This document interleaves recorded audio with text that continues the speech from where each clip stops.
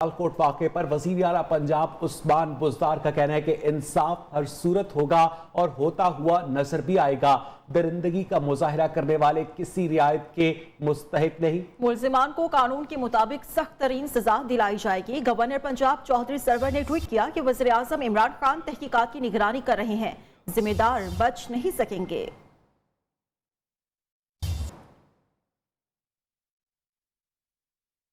वज़ीर इत्तलाआत फवाद चौधरी का सियालकोट वाक़े पर शदीद रद्द-ए-अमल। कहते हैं हमने मुआशरे में टाइम बम लगा दिए, इन बमों को नाकारा ना किया गया तो वो फटेंगे ही, और क्या करेंगे। वक्त रेत की तरह हाथों से निकल रहा है, इसके लिए बहुत तवज्जो चाहिए। उन्होंने मजीद कहा कि वो कल से सोच रहे थे कि सियालकोट वाक़े पर क्या लिखे, लफ्ज़ तो बेअमल हो गए हैं। ऐसे वाक़यात सिर्फ 48 घंटे हमें तकलीफ देते हैं, फिर सब नॉर्मल हो जाता है। ये बेहिसी बड़े तूफान का पेश खैमा है। हमारे सामने मुल्कों में खून के दरिया बह गए।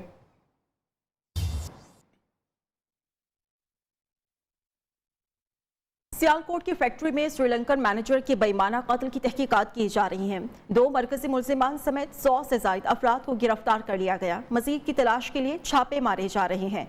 वज़ीर आज़म Imran Khan, army chief general Qamar Javed Bajwa समेत सियासी क़यादत ने वाक़े की शदीद मज़म्मत की और यकीन दहानी कराई है कि वाक़े के ज़िम्मेदारों को कड़ी से कड़ी सज़ा दी जाएगी। श्रीलंकन हाई कमीशन ने पाकिस्तानी इक़दामात को तसल्ली बख्श करार दे दिया है।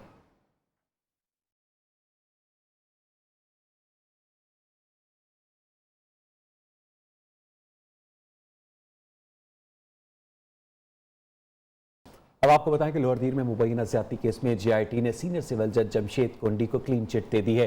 रिपोर्ट के मुताबिक लड़की के तिब्बी मुआयने में ज़्यादती के शवाहिद नहीं मिले, जबकि शिकायत कुरिंदा ने नादरा से 2 मुख्तलिफ नामों से शनाख्ती कार्ड भी हासिल कर रखे हैं। इस बारे में मजीद जानेंगे अपने नुमाइंदे मोहम्मद आलमज़ेब से। आलमज़ेब, क्या कहा गया इस JIT की रिपोर्ट में?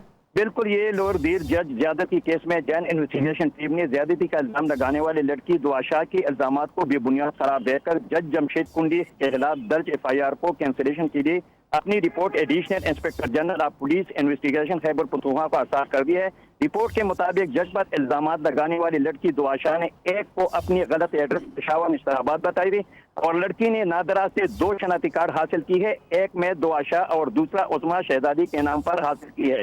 लड़की के असल नाम उस्मा शहजादी है निकली, जो कि खैरपुर के रहायश है, और लड़की के CCTV अभी निकाली गई है, जिस पे इमरजेंसी को 20 कॉल की गई है, जिनमें 8 कॉल पेशावर, 9 मुजफ्फराबाद, 1 बावलपुर, 2 तेमरगरा की गई है।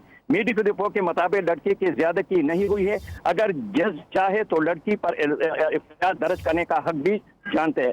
25 नवंबर को लड़की दुआशा ने सीनियर जज जमशेद पर इल्जाम लगाया था कि जज ने उनकी बहन को नौकरी के गरज से 15 लाख रुपए वसूल किए थे और बाद में नौकरी न मिलने पर जज ने रकम और जेवरात वापस करने के बहाने। बहुत शुक्रिया आलमज़ेब आपका। पंजाब यूनिवर्सिटी लाहौर में तलबा तंजीमों में तसादुम का मुकदमा यूनिवर्सिटी के सिक्योरिटी ऑफिसर की मुद्दत में दर्ज कर लिया गया है। FIR में एक तंजीम के 13 कारकुनान समेत 40 तलबा को नामजद किया गया है। तलबा तंजीम के अरकान ने गुज़श्ता रोज रजिस्ट्रार ऑफिस में तोड़ फोड़ भी की थी। शाहिद रिजवी से तफसीलात जानेंगे। शाहिद, बताएगा किन दफात के तहत मुकदमा दर्ज हुआ? जी बिल्कुल, ये लाहौर में गुज़श्ता रोज पंजाब यूनिवर्सिटी में एक तलबा तंजीम ने जो है वाइस चांसलर ऑफिस और एडमिन ब्लॉक में घुसने की कोशिश की। नाकामी पर उन्होंने जो है रजिस्ट्रार ऑफिस में जो है तोड़ फोड़ की। मुश्किल तलबा ने जो है नारेबाजी की और वहाँ पर लोगों को तशद्दुद का भी निशाना बनाया, जिस पर जो है यूनिवर्सिटी के सिक्योरिटी ऑफिसर है मोहम्मद उबैद मसूद की मदईयत में जो है खास सरकार मुदाखलत समेत दीगर संगीन दफात के तहत मुकदमा दर्ज किया गया है। इस मुकदमा में जो है तलबा तंजीम के 13 नामजद समेत 40 तलबा को जो है उनके खिलाफ मुकदमा दर्ज किया गया है। इस हवाले से 13 कारकुनान समेत 40 तलबा को नामजद किया गया है। शुक्रिया आपका शाहिद रिजवी। इस्लामाबाद हाई कोर्ट ने मुदस्सिर नारो की बाजियाबी केस का तहरीरी हुक्मनामा जारी किया है। चीफ जस्टिस अतर मिनल्ला ने 3 साल से लापता मुदस्सिर नारो को बाजियाब करके 13 दिसंबर को पेश करने का हुक्म दिया। चीफ जस्टिस अतर मिनल्ला ने हिदायत की कि अगर लापता शख्स का पता नहीं चलता तो वफाकी काबीना नाकामी के जिम्मेदार इदारों का पता लगाकर उनके खिलाफ कार्रवाई से आगाह करे। ज़ेर कंट्रोल एजेंसियों को मुदस्सिर नारों को अदालत में पेश या ठिकाने का पता लगाने की हिदायत करे। वफाकी हुकूमत मुतमईन करे कि रियासत या एजेंसियां लापता शख्स को अगवा करने में मुलव्वस नहीं। عدالتی حکم کے مطابق اگر لاپتہ شخص کا پتہ نہیں چلتا تو وفاقی کابینہ ناکامی کے ذمہ دار اداروں کا پتہ لگا کر ان کے خلاف کارروائی سے آگاہ کرے۔ عدم بازیابی کی صورت میں اٹارنی جنرل پیش ہو کر اس سے متعلق وفاقی حکومت کی ذمہ داری سے آگاہ کرے۔ وزیر انسانی حقوق لاپتہ شخص کے والدین اور بچے کی وزیر اعظم سے ملاقات کو یقینی بنائے اور یہ معاملہ وزیر اعظم اور وفاقی کابینہ کے اراکین کے سامنے رکھا جائے اور ہدایت کی جائے کہ تحریری حکم نامے کی نقول خصوصی پیغام رساں کے ذریعے وزیر برائے انسانی حقوق اور احتساب عدالت کے جج محمد بشیر نے آغا سراج درانی کا 2 روزہ راہداری ریمانڈ منظور کر لیا ہے۔ ملزم کو پیر کے روز متعلقہ عدالت میں پیش کیا جائے گا۔ نیب پروسیکیوٹر نے استدعا کی ہے کہ ملزم کو کراچی منتقل کرنا ہے، راہداری ریمانڈ دیا جائے۔ جج نے استفسار کیا کہ کتنے وقت میں کراچی میں پہنچایا جائے گا۔ نیب پروسیکیوٹر نے عدالت کو بتایا کہ جو بھی پہلی فلائٹ دستیاب ہوگی کراچی منتقل کر دیں گے۔ اس پر سراج درانی نے کہا کہ شام کی فلائٹ ہے، اس میں کراچی منتقل کر دیں۔ نیب پروسیکیوٹر سے میڈیکل رپورٹ بھی عدالت میں جمع کرا دی ہے۔ اسپیکر سندھ اسمبلی آغا سراج درانی نے میڈیا سے گفتگو کرتے ہوئے کہا کہ 2 دن کا راہداری ریمانڈ ہوا ہے، سپریم کورٹ کے حکم پر گرفتاری دی۔ صحافی نے سوال کیا، آغا صاحب آپ کراچی میں کیوں نہیں گرفتار ہوتے، ہمیشہ اسلام آباد سے ہوتے ہیں؟ اس پر آغا سراج درانی نے جواب دیا، بس جہاز میں آنے جانے کا شوق ہے۔ جو ہائیسٹ کورٹ ہے، سپریم کورٹ، اس کا جو حکم ہے وہ امپلیمنٹ کر رہے ہیں ہم۔ تو سر اب اس کو دوبارہ ٹرائل کورٹ جو ہے ٹرائل کورٹ میں ہم جائیں گے اور 2 سال تک اس کو چل رہا ہے اور جیسے ویسے فیس کر رہے تھے۔ آغا صاحب آپ کو کراچی میں نہیں گرفتار کیا جا سکتا، اس کی کیا وجہ سر؟ کراچی میں گرفتار نہیں کیا جا سکتا، پہلے بھی آپ اسلام آباد سے گرفتار ہوئے، پھر اسلام آباد سے گرفتار ہوئے۔ جہاز میں آنے جانے کا شوق پیچھے دیکھیے گا۔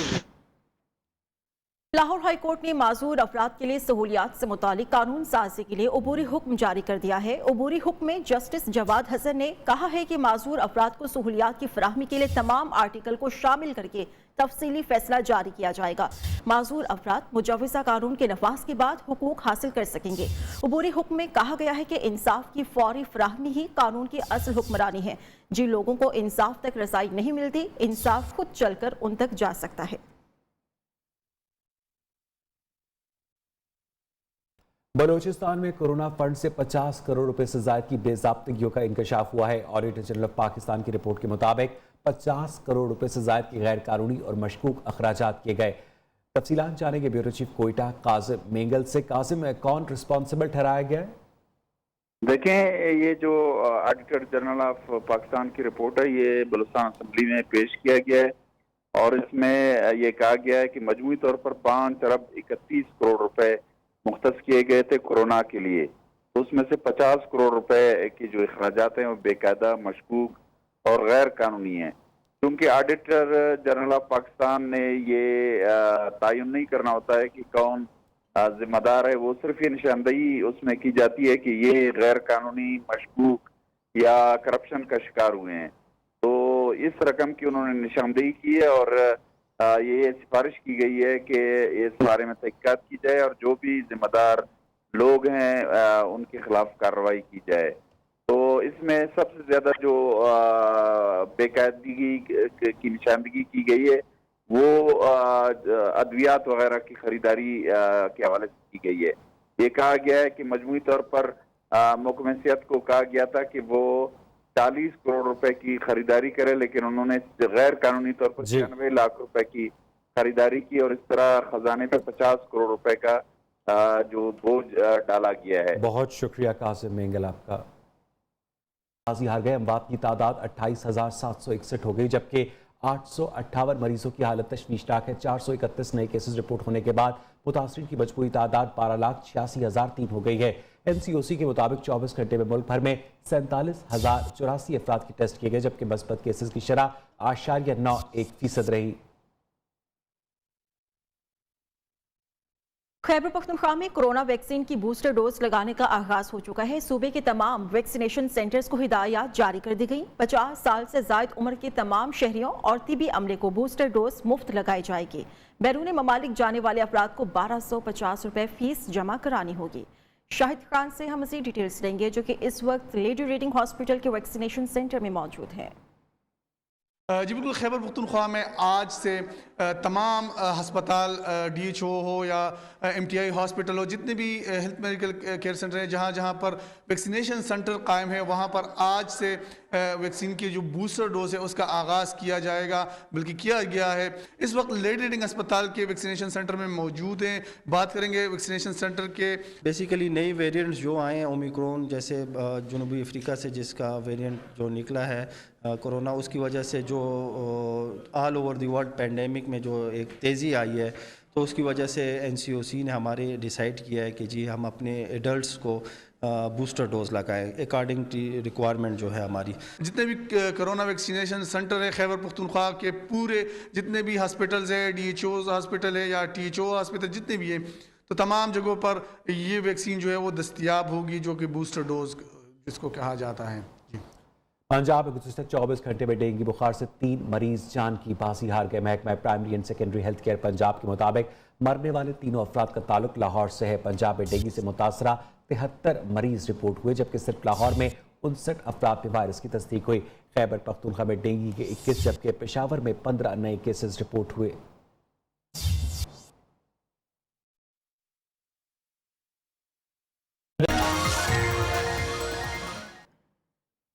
خشک موسم اور اسموگ سے چھٹکارے کا امکان ہے۔ محکمہ موسمیات نے بارش اور برف باری کی نوید سنا دی۔ آج اور کل ملک کے بالائی علاقوں میں بارش اور برف باری ہو سکتی ہے۔ خیبر پختونخوا، گلگت بلتستان اور کشمیر میں تیز ہواؤں کے ساتھ بارش ہوگی۔ اسلام آباد میں بوندا باندی کا امکان ہے۔ بلوچستان کے علاقے، کوئٹہ، زیارت، پشین اور یوب میں بھی بارش متوقع ہے۔ محکمہ موسمیات نے پنجاب کے میدانی علاقوں میں اسموگ میں کمی آنے کی پیش گوئی کی ہے۔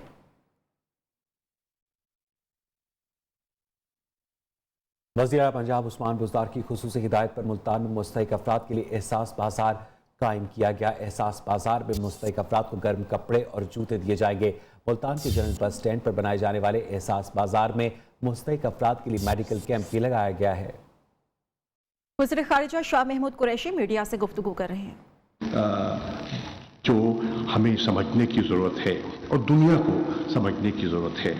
اب یہ بھی آپ کے علم میں میں آپ کی خدمت میں پیش کرنا چاہتا ہوں کہ اس نوعیت کا OIC کا کاؤنسل آف فارن منسٹرز کا اجلاس 41 سالوں کے بعد منعقد ہو رہا ہے افغانستان کی صورتحال پر۔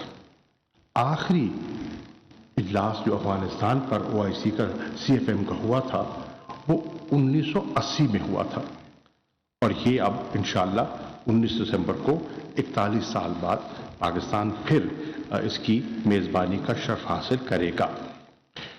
یہ بھی عرض کرتا چلوں کہ 19 کے اجلاس سے پہلے 18 تاریخ کو جو سینئر آفیشلز ہیں وہ تشریف لا چکے ہوں گے اور وہ آپس میں ان کا تبادلہ خیال ہوگا، اور ہم یہ بھی توقع کر رہے ہیں کہ جو OIC کا سیکریٹریٹ ہے ان کے نمائندگان اس سے بھی پہلے یعنی کہ 14 تاریخ کے لگ بھگ وہ اسلام آباد آ چکے ہوں گے ٹو اوورسی دی پریپریشنز ان اسلام آباد۔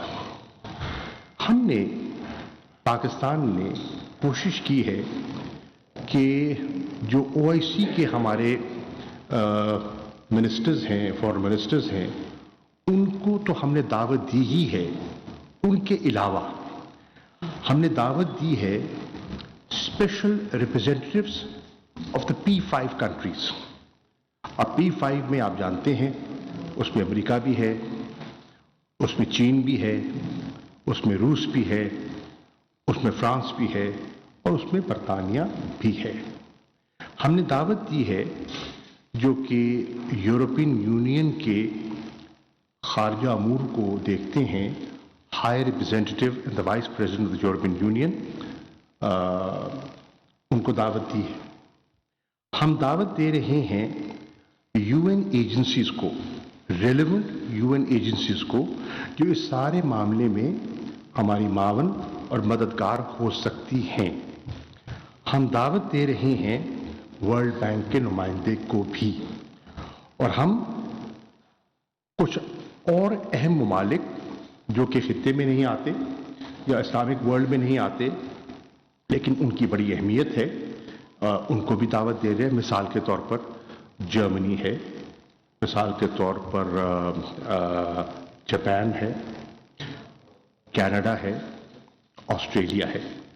یہ اہم ممالک ہیں لیکن اس کیٹیگری میں نہیں آتے, پر ہم سمجھتے ہیں کہ ان کی اہمیت سے, ان کی موجودگی سے انٹرنیشنل کنسنسس پیدا کرنے میں آسانی ہوگی.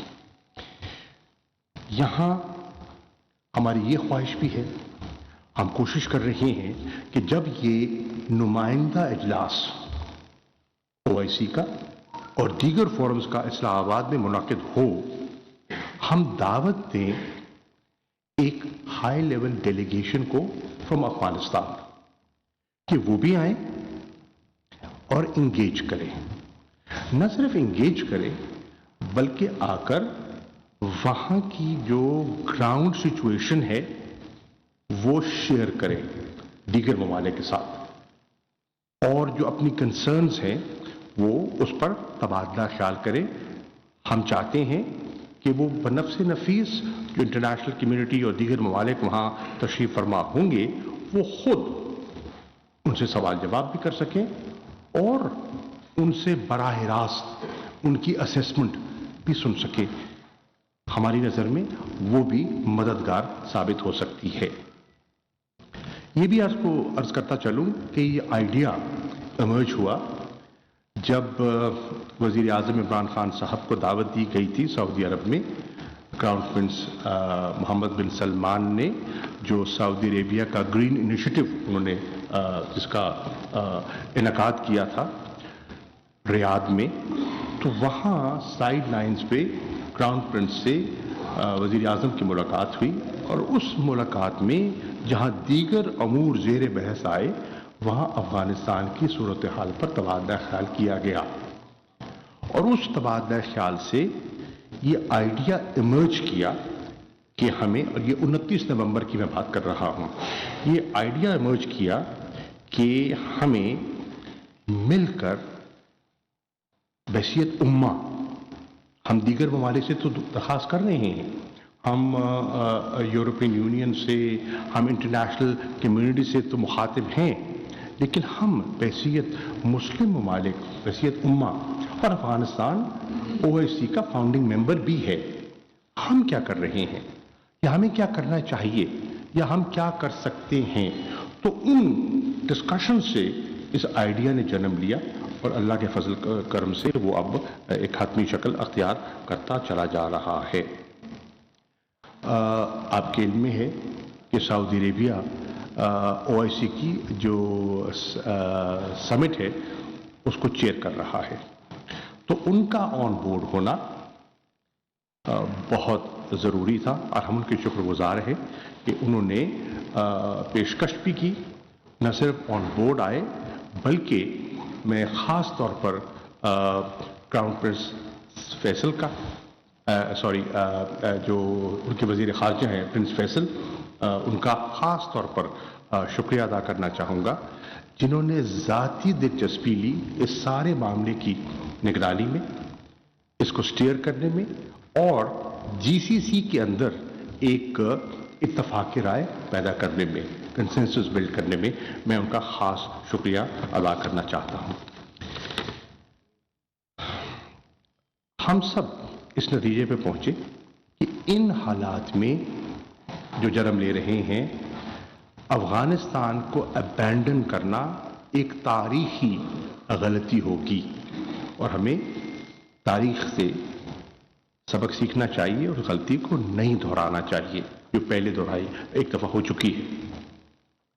اگر بر وقت توجہ نہیں دی جاتی تو ایک نیا کرائسس جنم لے سکتا ہے, اور اس کرائسس سے افغانستان میں انسٹیبلٹی آئے گی, عدم استحکام کی کیفیت پیدا ہوگی. وہ عدم استحکام جو ہے, یہاں بلیٹن میں وقت ہوا ایک بریک کا. ہمارے ساتھ رہیے.